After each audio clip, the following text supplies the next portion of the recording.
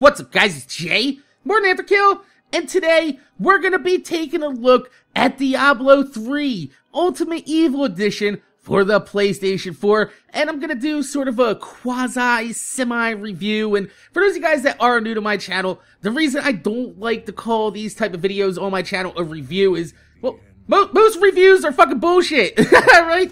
They rely on the opinions of the reviewer, and I'm not really comfortable presenting that type of information on my channel when I'm showing people a new game because, well, my entire channel is based off my opinion. And I mean, it's quite obvious from the comments that I have an opinion that not a lot of people actually share. And I mean, not to sugarcoat it, I'm a very cynical motherfucker, and I am very picky when it comes to the type of games that I spend my time with. So I figure instead of trying to hype you up or sell you on a game, I'm just gonna go ahead and give you the facts first, and then I'm kind of gonna mix it in at the end with my opinion. So you can go ahead and get all the information that you need, and by the time you come to the end, if you feel like, you know what, this guy's full of shit, you can go ahead and click off the video and take the actual factual information that we've gone over before we get to my opinion. So I think that's going to work out really well. It's a format that does seem to do pretty well on my channel. So let's go ahead and go back by saying that I did play Diablo 1 on the PlayStation 1 a very long time ago. It's like almost 20 years ago that Diablo 1 was brand new. So this is a game that I've been waiting to play since 2012, because this is not a new game. This is actually a re-release of Diablo 3, the same one that came back in 2012. But the only difference is this is not ruined by a terrible launch with like the whole always online drama and the implementation of a failed real world auction house. You guys remember when that shit happened? This is actually a re-release that's also up to date with the brand new DLC expansion that was released earlier this year. So, first off, the game looks fantastic for a Diablo game. It's not gonna become the benchmark for all new next generation console games, but everything looks good. The light and effects really do set the mood for a dungeon crawler. Those of you guys that do have PlayStation 4s and you played other games like Infamous or Killzone, you'll notice that they do rely heavily on the PlayStation 4 light and effects kind of sweep it across the screen to, ooh, shiny. But, everything was running at a full 1080p, really crisp 60 frames per second. When I say that is a game can run at 60 frames per second, but it doesn't run at a constant 60 frames per second. This game felt like a constant 60 frames per second. Even when there's a lot of enemies on screen, it never really blinked. And if you take a look at the game, it's probably because, there's not really a lot of detail into the textures and the backgrounds, and it seems like Blizzard really put a lot of work into making this game run as smooth as possible. I like that, because, as good as it looks, it feels even better to play. The controls were accurate for a controller, and you don't really expect that in a game that's an isometric view. I was actually originally expecting this to be a twin stick setup. For those of you guys that don't know what a twin stick setup is, if you played Guardians of the Middle Earth on the Xbox 360, or the Black Ops Dead Ops zombie game that came, bundled inside the original Black Ops. It was kind of hidden away. You had to go to the computer to kind of access it. That's what a twin stick shooter is. I thought it was going to be like that, where you use the right stick to aim, but it actually wasn't. The right stick is used to do kind of like a quick escape, like a little tumble out of the way. And after a few hours, I got kind of used to it.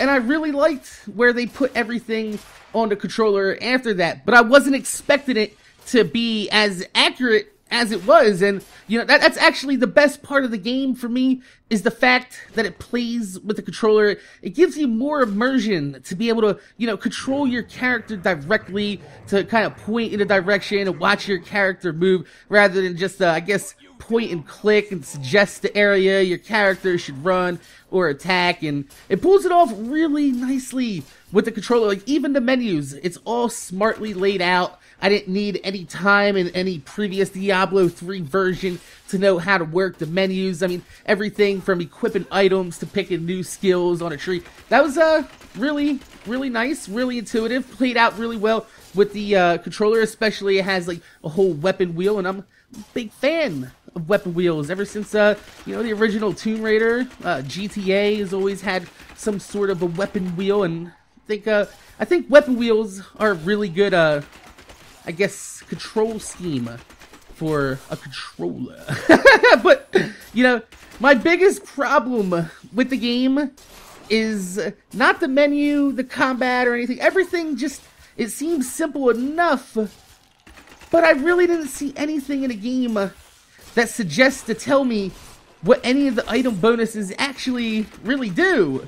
I mean, I was playing for about 6 to 8 hours, and I've gone through, you know, multiple gear sets, weapons with different stats and different bonuses, and the only difference I could feel was fire rate. And I felt like that if I wanted to get a deeper enjoyment out of this game, I'd have to go online and search out a wiki or a forum and read up on what each stat in the game does and what the different bonuses actually do, and possibly spend a lot of time in game to build a character just to begin to scratch the itch of a loot-based game. But the only problem is by the time I shut the game off, went to the internet, got to the point to where I was going to begin searching to find out all these different things that the game has to offer, I really didn't care enough anymore to keep searching.